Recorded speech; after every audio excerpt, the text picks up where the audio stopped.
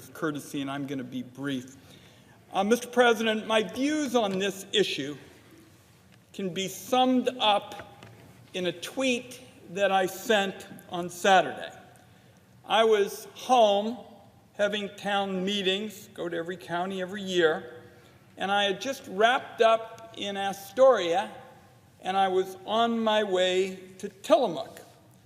And we stopped at Rockaway Beach on the spectacular Oregon coast, and I decided that I would send a tweet and start it off with a question: drilling on the Oregon coast? And the answer was, you've got to be kidding me. And on my watch, that's going to be the policy we're going to have for protecting the Oregon coast. And that's what Oregonians are saying today specifically.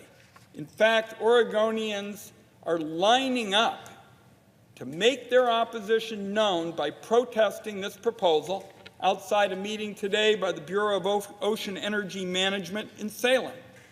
We have a picturesque coastline that looks right out of a storybook. 362 miles that support 22,000 jobs and a $2 billion economy.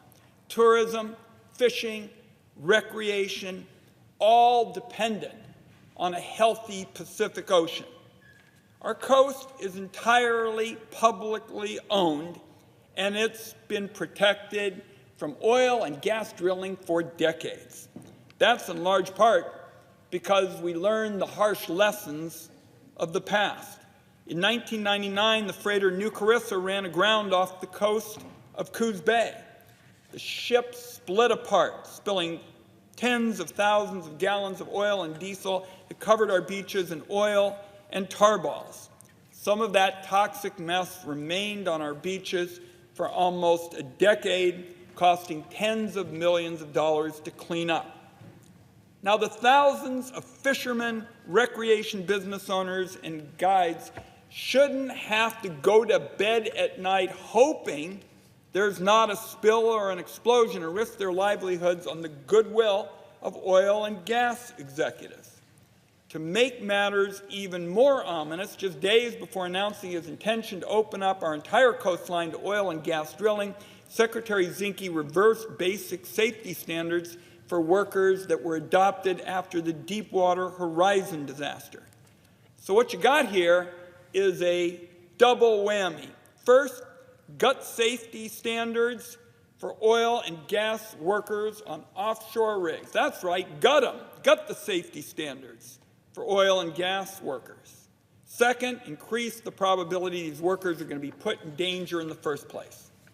As I said on Saturday on my way to those town meetings, the people of my state, Oregonians, overwhelmingly do not want to be a part of any of this. Secretary Zinke went ahead and made a wrong decision with respect to coastal drilling without any input from Oregon.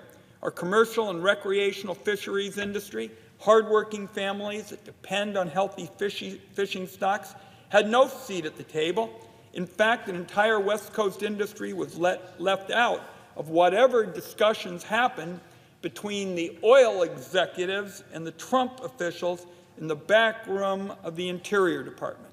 One day after his decision, Mr. Zinke met with the Republican governor of Florida, and my colleague who will speak next has been eloquent on that point, describing the plan as a threat to the environment and the economy of his home state.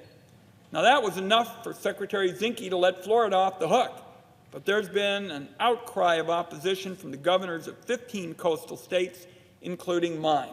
We've raised the very same environmental and economic concerns, yet Secretary Zinke seems deaf to our voices.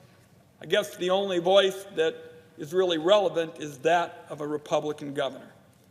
That, Mr. President, is about as nakedly political as it gets around Washington. A big gift for the oil and gas companies, but one that poses an enormous danger to the economies and environment of local communities along our coast.